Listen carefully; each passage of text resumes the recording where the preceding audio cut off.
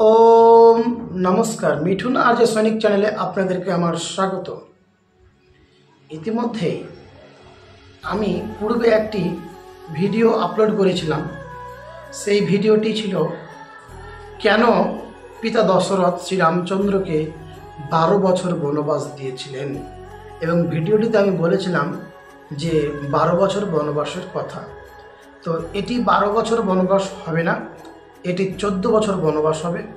এই কারণের জন্য আমি ক্ষমা চেয়ে নিচ্ছি, কারণ আমি ভিডিওটি যখন করি তখন আমি একটু অন্যমনস্ক ছিলাম। এজন্য আপনাদের শ্রীচরণে আমি ক্ষমা প্রার্থনা করি। নমস্কার। তো দেখুন আজকের এই ভিডিওটি সেই একই কথা যে ভগবান শ্রী রামচন্দ্র, মাতা সীতা এবং ভ্রাতা লক্ষ্মণকে কেন তিনি বনবাসে নিয়ে গেছিলেন 14 বছর। আসলে सीतार किन्तु माता सीतार किन्तु बनबास हयनि, भ्राता लक्ष्मणेरও किन्तु बनबास हयनि। आसले भगवान श्री रामचंद्र के जखन पिता माता कैकेयीर निर्देश अनुयायी पिता दशरथ भगवान श्री रामचंद्र के बोलेन, हे प्रिय पुत्र, आमार अनिच्छा सत्त्वेও तुम्हें 14 बछर बनबास जेते हबे। भगवान श्री रामचंद्र से कथा श्रवण करे मृदु हेसे पितार आदेश के तिनी सर्वांगीन करे तिनी सेई 14 बछर बनबासे जेते इच्छा प्रकाश करलेन। जखन भगवान श्री रामचंद्र माता सीतार काछे आसेन, एसे बोललेन, हे प्रिय, पितार आदेश अनुयायी आमाके 14 बछर बनबास देওয়া হয়েছে।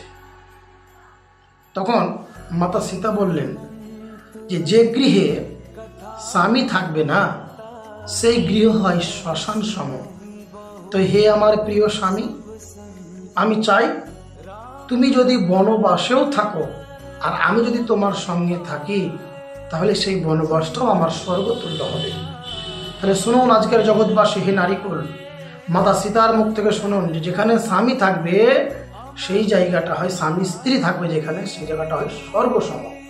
किन्तु आमरा आमादेर संसारेर समस्त स्वामी स्त्रीरा कलह बाधिয়ে রেখেছি। এইজন্য রামায়ণ থেকে শিক্ষা নেওয়া উচিত। তারপরে কি বলছে, যখন এই প্রসঙ্গে তখন ভ্রাতা লক্ষ্মণ বললেন, দাদা, আমি তোমাকে কোনোদিন দাদা বলে সম্মান দিইনি। আমি তোমাকে পিতার জ্ঞানে পূজা করি, তোমাকে ভগবান জ্ঞানে পূজা করি। তাই भक्त जेखाने थाकबे सेखाने भगवान थाकबे ना, एटा कखनो हय? ताई हे दादा, हे आमार पितार सम, तोमार चरणे आमी प्रार्थना करी तुमी जेखाने तुमी जेखाने जाबे सेखाने जेन आमी तोमार चरण वंदना चरण सेवा करते पारी, आमाके तोमार संगे निये चलो। तो भगवान श्री रामचंद्र बोललेन जे हे प्रिय, तोमाके बनबास देওয়া হয়নি, हे भ्राता, तोमाकेও बनबास देওয়া হয়নি, আমাকে একা ছেড়ে দাও। তখন তাদের এই মন্তব্য শ্রবণ করে ভগবান শ্রী রামচন্দ্র বললেন, ঠিক আছে, কিন্তু মাতা, সেই লক্ষ্মণের মাতা কি বললেন, হে প্রিয় লক্ষ্মণ, তোমার পিতার সম দাদা এবং মাতৃ সম বৌদিকে তুমি রক্ষা করো, তুমি তাদের দেখভাল করো, কারণ তোমাকে এই জন্যই আমি নিক্ষেপ করছি, সেখানে আমি পাঠিয়েছি।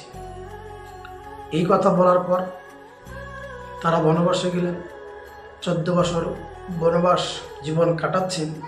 কিন্তু শুধু 14 বছর জীবন কাটাচ্ছেন না, ওনারা বিভিন্ন রকমের মুনিদের আশ্রম দর্শন করছেন। সেখানে দেখছেন বেদবাণী যজ্ঞের ধোঁয়া উত্তোলন হচ্ছে।